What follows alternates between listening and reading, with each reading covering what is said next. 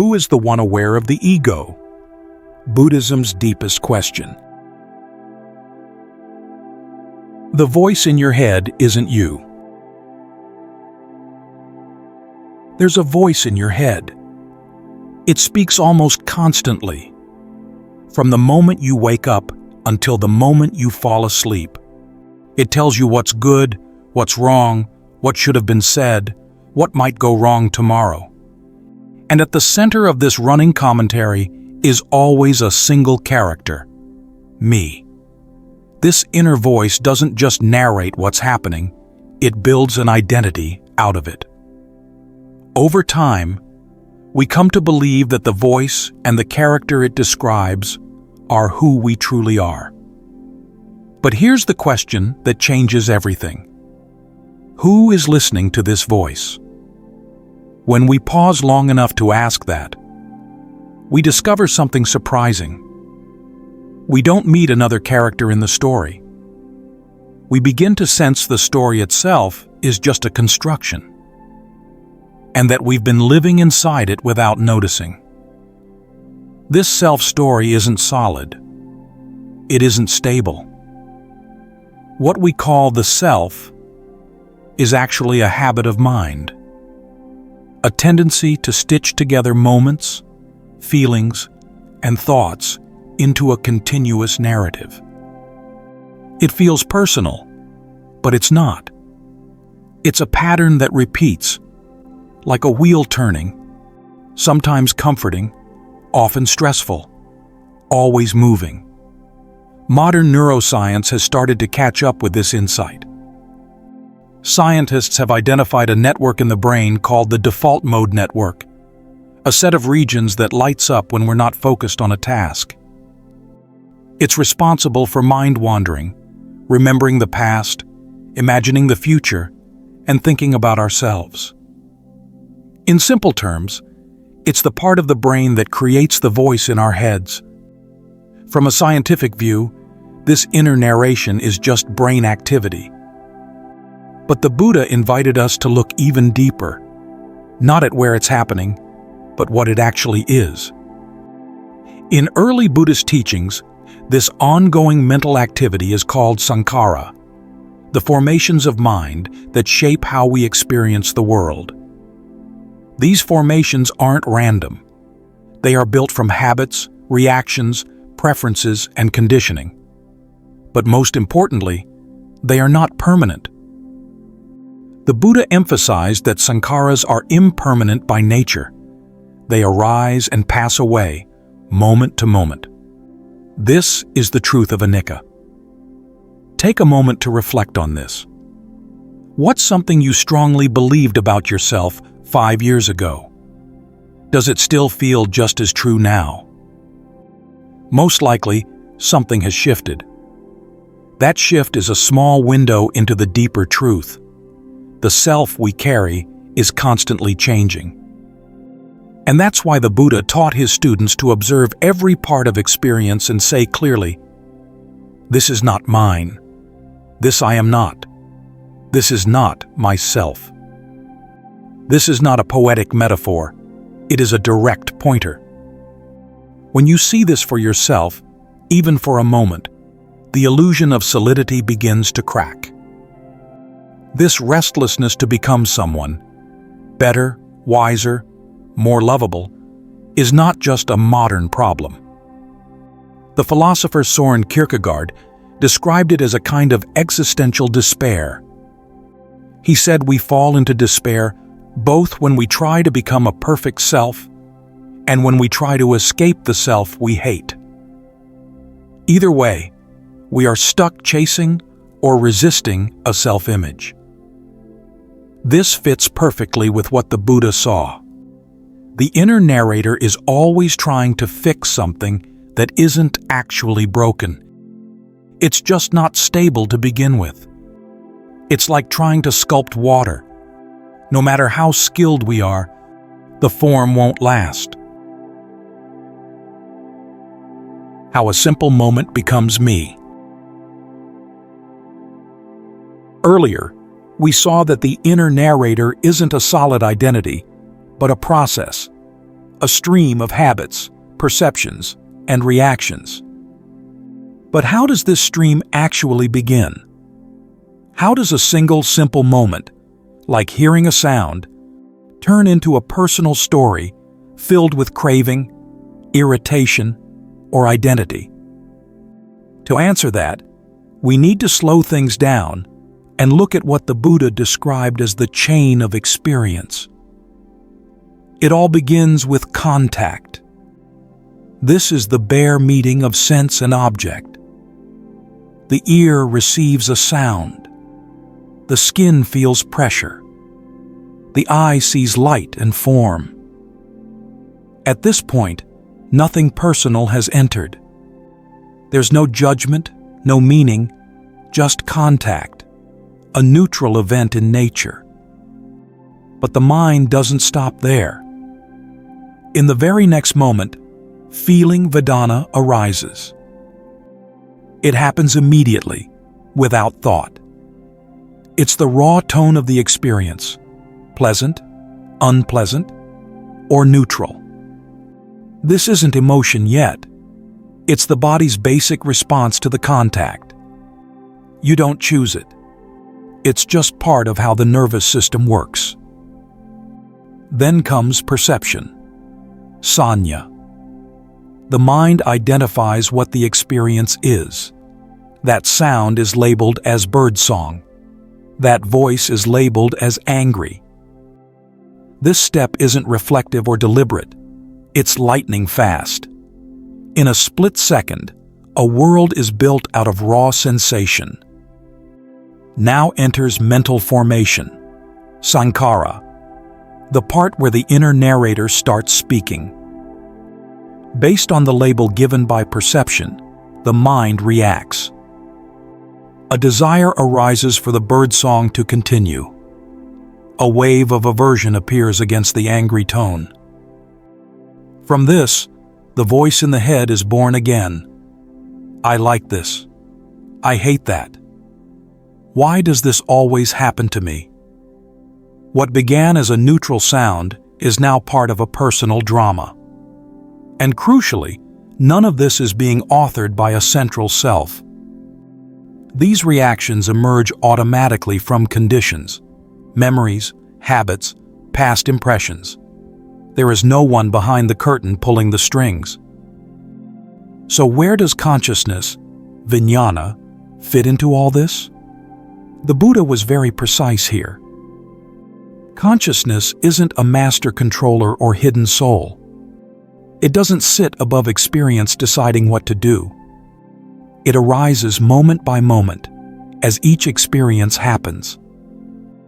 There is hearing consciousness when there is sound, feeling consciousness when there is sensation, thought consciousness when there is memory. Each type of consciousness is conditioned by what comes before it. It's not a single observer. It's more like a spotlight, lighting up whatever enters the stage. This insight helps us understand what Jiddu Krishnamurti pointed to when he spoke of observation without the observer. He saw that the more deeply we look into experience, the less we find someone inside doing the looking. What we find instead is a seamless, impersonal process, each moment feeding into the next, with no fixed center. But the Buddha went further. He didn't just describe this insight. He offered a clear path to realize it directly. Through the practice of mindfulness, especially in vipassana, we can begin to see this chain reaction in real time. We notice contact, we notice feeling, we see the label forming, and we pause. In that pause, something powerful becomes visible. The story of me is being assembled from impersonal events. And the more clearly we see that, the less tightly we cling to it. There is no one behind the mind. The key to understanding ego is realizing that our mental life unfolds through cause and effect, not from a central controller, not from a solid self. Emotions, thoughts, and even awareness itself are not initiated by someone sitting behind the curtain, pulling the strings. They arise when certain conditions meet. What we call our experience is actually a stream of conditioned events. It feels personal only because we habitually assume someone is having the experience. But if we look deeply, we find something surprising. The mind has a deep-rooted habit. It always looks for an owner. When a thought appears, it immediately asks, "Who thought that?" When a feeling arises, it searches for the one who feels it. We are trained to imagine a hidden self, a fixed observer, a thinker behind the thoughts. But if we stay with that question honestly and patiently, if we keep asking, "Who is aware of this?" we eventually reach silence. There is no final observer. There's just knowing, happening on its own. Many spiritual traditions speak of a soul or a permanent self, what some call the Atman. The Buddha did not mock these views. Instead, he gently invited us to look closer. He pointed out that what we call knowing depends entirely on conditions. Sight needs an eye and a visible object. Sound needs an ear and a vibration. There is no seeing without both the eye and the object. This is not opinion. It's the very heart of dependent origination. Consciousness doesn't stand alone. It arises in dependence. One day, the Buddha met a wandering seeker named Bahiya. He knew Bahiya had only moments to live, so he didn't give him a long sermon. He gave him the essence. The Buddha said, "In the seen, there is only the seen. In the heard, only the heard. In the known, only the known." If you can live like that, there is no you in that process. No one here, no one there, and no one in between. Just this. And that is the end of suffering. This is not abstract philosophy. It's the most direct pointing possible. So, if we return to the question, who is aware of the ego? We can now see that the question itself rests on a misunderstanding. There is awareness, yes, but it does not belong to anyone. It's not mine. It's not a witness sitting above life. It is a natural event, a moment of knowing conditioned by causes. And yet, there's a final trap. Once we begin to see that awareness is impersonal, the mind may try to claim even that. It may say, "I am awareness," but that too is subtle clinging. True insight goes even deeper. It lets go of everything, even the idea of being awareness. It doesn't replace the ego with a spiritual identity. It simply sees things clearly. No self, no center, just experience unfolding. How to practice clear seeing in daily life. To move toward real freedom, we need more than good intentions. We need a way of seeing that is rooted in direct experience. In Buddhism, one powerful method for developing this kind of clarity is called vipassana, a word that means clear seeing or insight. But it's important to understand, vipassana is not the only path in Buddhism. It's one among many methods the Buddha offered for cultivating wisdom. What makes it unique is its focus on observing the mind and body with gentle awareness, moment by moment. Practicing insight doesn't mean we try to stop our thoughts or force the mind into silence. It means learning to watch, without judgment, whatever arises, thoughts, feelings, sensations, as they come and go. No need to fight them. No need to follow them. You simply watch. A thought arises, then disappears. A feeling surges, then fades. Through this, you begin to realize something quietly radical. None of these inner experiences are solid. None of them are truly you. They're just passing patterns. Temporary, shifting, and always in motion. Over time, this way of seeing brings a new kind of freedom. Instead of being pulled into every reaction or overwhelmed by every emotion, you become aware. You're not escaping your experience. You're meeting it with presence. A thought appears, and you notice. A wave of anger comes, and you pause. This pause isn't cold detachment. It's warm attention. It's the space where insight begins. You can try this in daily life with something very simple. Just pause. When a strong emotion arises, anger, fear, sadness, don't immediately act on it. Pause, not to suppress the feeling, but to feel it clearly. Ask, where is it in the body? Is there tightness, heat, pressure? Stay with it, even just for a few breaths. Often, you'll notice that the emotion begins to soften on its own. It loses its grip. You're not pushing it away, you're allowing it to unfold naturally. This small shift in awareness changes everything. Other wisdom traditions offer valuable perspectives too. For example, the Stoic philosophers taught that we should separate what happens from how we interpret it. That's powerful. But Buddhist insight goes even deeper. It doesn't stop at managing our reactions. It questions the very idea of a fixed self behind them. The teachings invite us to look so closely, so honestly, that even the sense of I starts to loosen. We see the self not as a solid identity, but as a flow of conditions, changing, dependent, not ultimately ours. This practice isn't easy. It asks for both courage and patience. The Buddha spoke often of two inner strengths that help us walk this path.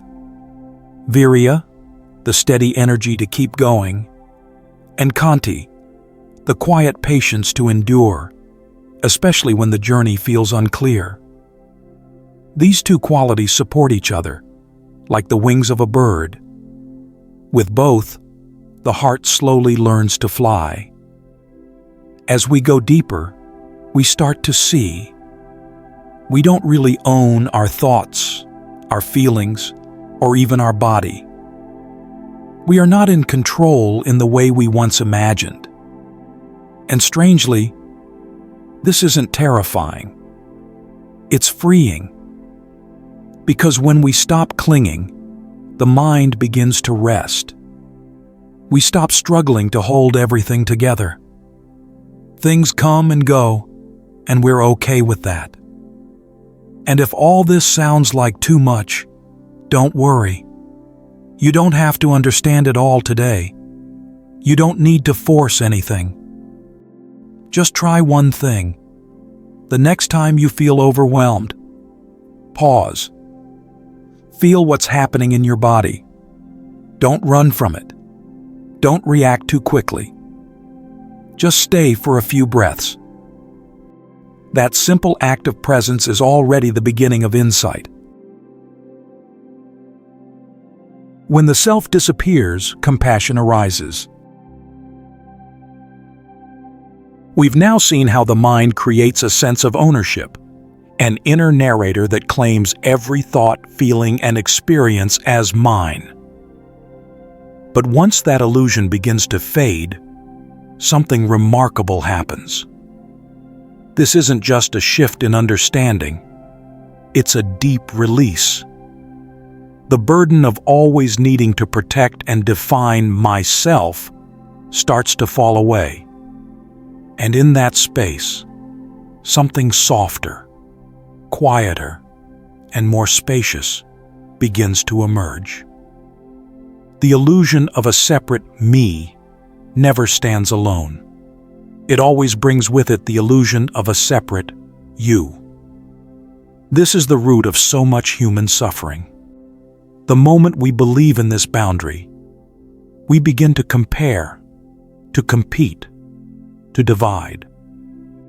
We guard our identities like borders on a map that was never real.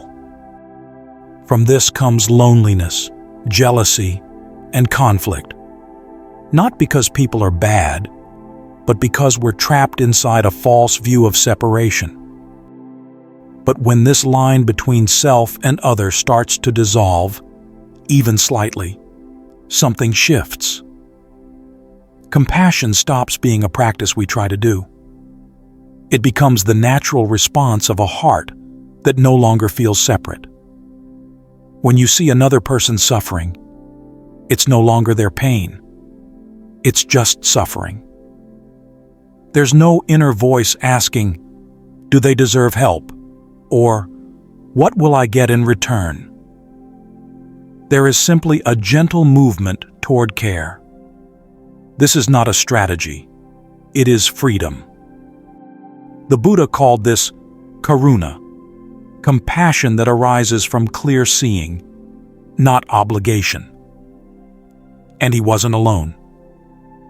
The philosopher Arthur Schopenhauer, deeply influenced by Eastern thought, once said that all real morality comes from the ability to see through the illusion of self and other. When the wall between us drops, kindness is no longer a virtue. It's the only thing that makes sense.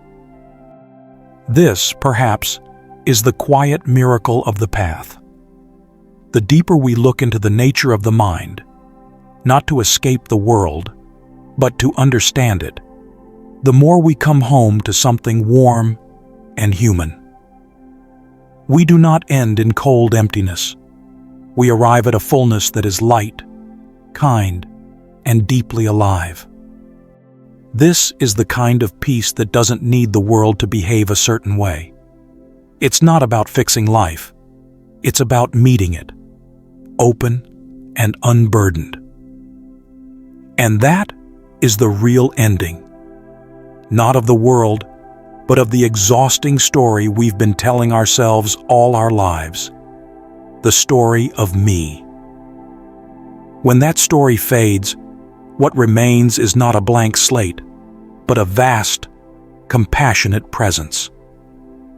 A heart that finally has room for everything.